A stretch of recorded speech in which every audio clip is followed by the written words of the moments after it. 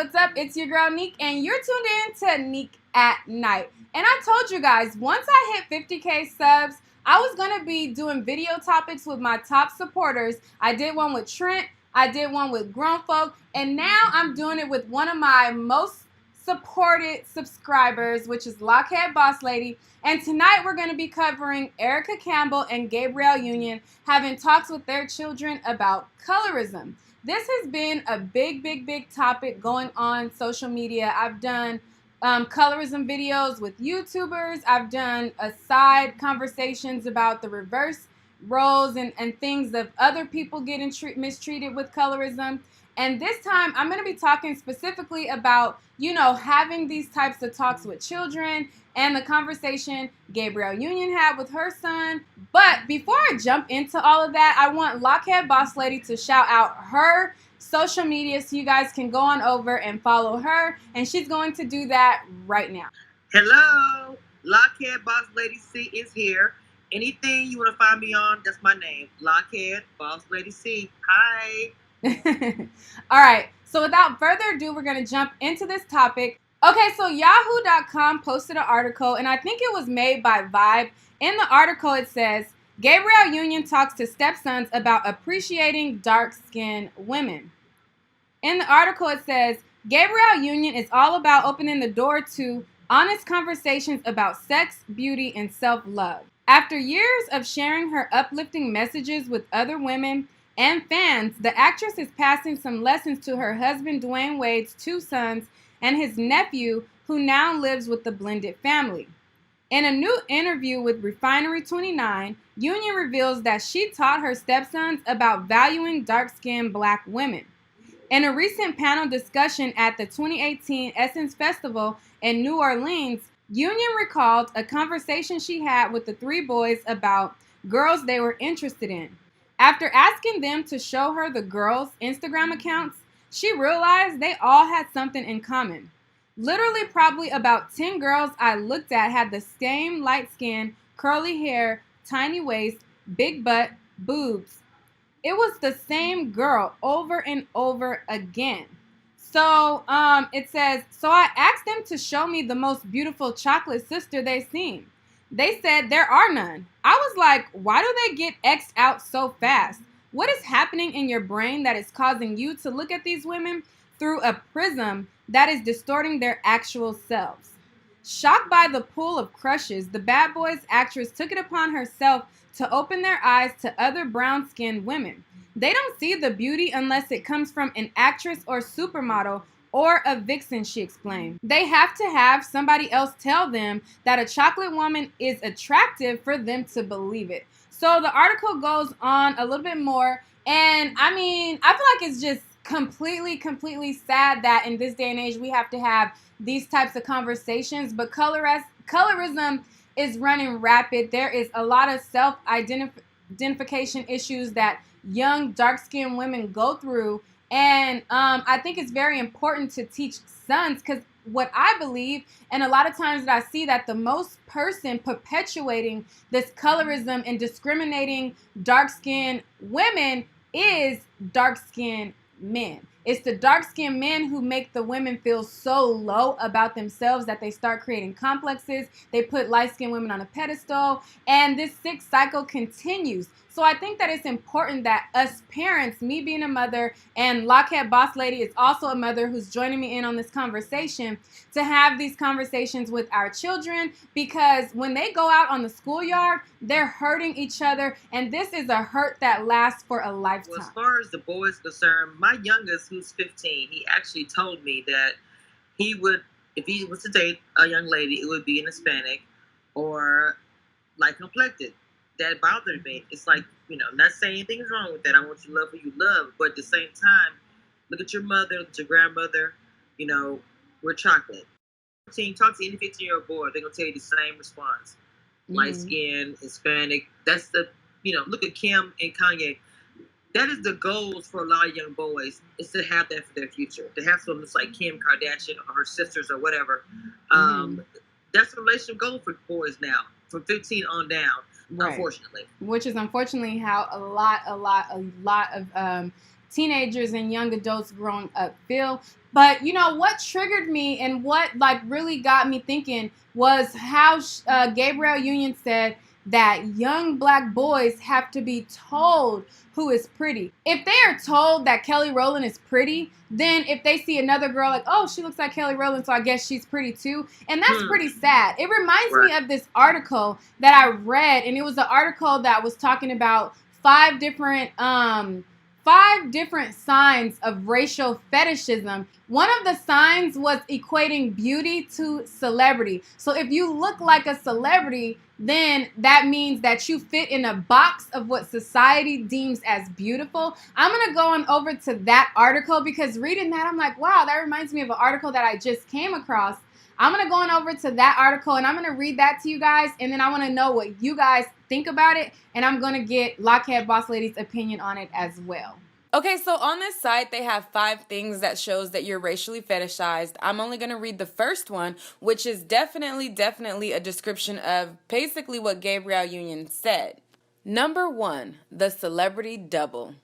Quote, you're really hot. You remind me of, insert random celeb I bear little or no resemblance to outside of race here, end quote.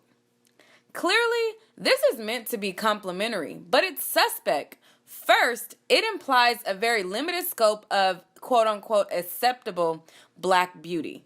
Basically, it's the romantic equivalent of the paper bag test. Okay, so on this site, it was pointing out how people who are not black fetishize black women. However, I feel like it directly relates to colorism within the black community when it comes to dark-skinned women. And I feel like that's even worse than, you know, somebody outside of our own coming in and fetishizing our culture of what they see, a stereotype to trying to figure out it is. When it comes to our own race and we're dividing amongst skin color and we're only deeming people beautiful based on what people who are not even black deem beautiful, then that's where it's like it's really a problem. What do you have to say when it comes to that? Honestly, it bothers me a lot. I'm actually gonna do a test again this weekend on my boys, and I want to see what they say because I can't change. I mean, if they feel that way growing up and the way the climate generation, how it is, the kids are going to do what they want to do. But I want to try to instill in my son, before you just jump and say, I want to be an Hispanic or whatever, look at the chocolate in front of your face because they are so beautiful. You know, you just don't want to count them out. You don't know. Not just, and I don't want to cut you, I don't mean to cut you off. Not look at the chocolate. Just look at who you might mesh with and don't just cancel out an entire race based on skin tone or something like that. You might find your soulmate, and your soulmate might be the same color as you, and your soulmate could very well be somebody Hispanic, but don't just necessarily cancel out an entire race because that just seems weird to me. My 20-year-old, he thinks differently. He doesn't care. He falls in love with whoever it is. I don't think it matters to him. My daughter, on the other hand, she's dating someone. I think he's Tongan. He's not black, which is fine with me. And she never had a preference. Mm-hmm. But growing up, she's really dark, beautiful chocolate. It was an issue for her, and that hurt me because it's like she's so beautiful that I would have to constantly talk to her and say, "Look, you're beautiful. You're chocolate. Yes, you're darker. That means nothing." It's always like we're on the bottom. That's why I say chocolate. We really are on the bottom. And I mean, I want my son to date whoever. I don't care. Right. I like what you said. I don't want them to be like, I just want this blue girl. I want you to want the whole crayon box, is what I'm saying. But I say chocolate because we kind of do get on the bottom.